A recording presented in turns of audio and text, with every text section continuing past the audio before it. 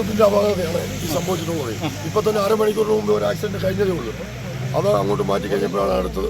ഇത് മറ്റേ കടക്കൽ PS വണ്ടിയാണ്. കേളു മിനിസ്റ്റർക്ക് പൈലറ്റ് വന്ന വണ്ടിയാണ്. ചെറിയ ചാറ്റൽ മഴ ഉണ്ടായിരുന്നു. ബ്രേക്ക് ചെയ്ത് സ്കിഡ് ചെയ്ത് പോയി മതിലിടിച്ചു. അവിടെ നിന്ന് വന്ന് പൾട്ടി അടിച്ച് ഇങ്ങനെ നിൽക്കുകയാണ്. രണ്ടുപേരുണ്ടായിരുന്നു. ചെറിയ പരിക്കുകളുണ്ടായിരുന്നു. റോഡ് നിർമ്മാണത്തിലെ അപാകതയാണിത്. അപ്പോൾ ഇത് എന്നും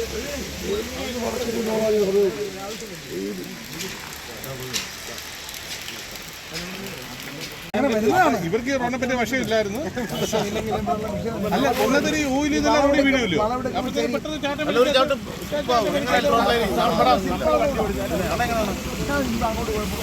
ആൾക്കാർക്ക് അപകടം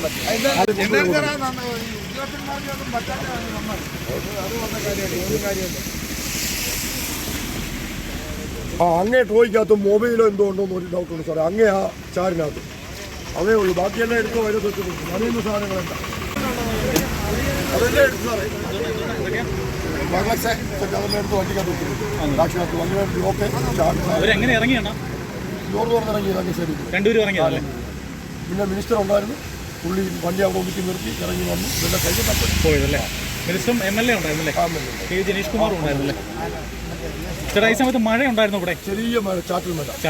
ഈ റോഡ് സ്വാഭാവികമായി സ്കിഡ് ചെയ്യുന്ന സ്ഥലമാണ്. റോഡാണ്. സ്കിഡ് ചെയ്ത് പോയി ആ മതിലിൽ ഇടിച്ചിട്ട് വന്നതാണ്.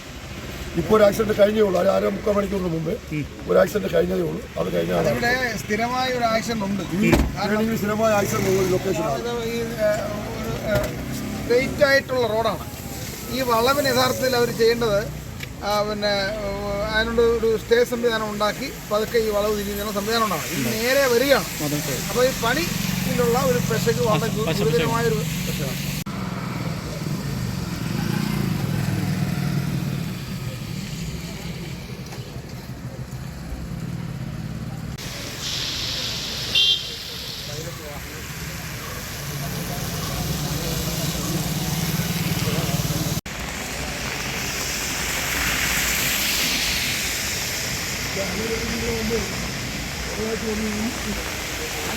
സ്വീകരണം വന്ന്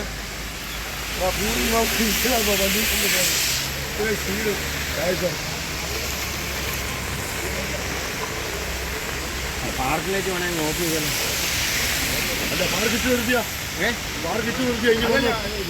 വല്ലതും വന്ന് കയറിയാലേ ഇനി ഇത് വേണ്ടല്ലോ. സൈഡ് കിടക്കില്ല. ഇതിപ്പം നോക്കിയൊക്കെ ചെയ്യല്ലേ.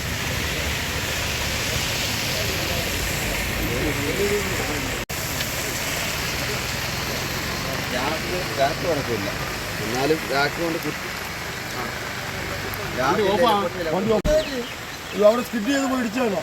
മറ്റേ കേരള മിനിസ്റ്റർക്ക് എസ്കോർട്ട് ഉണ്ട്.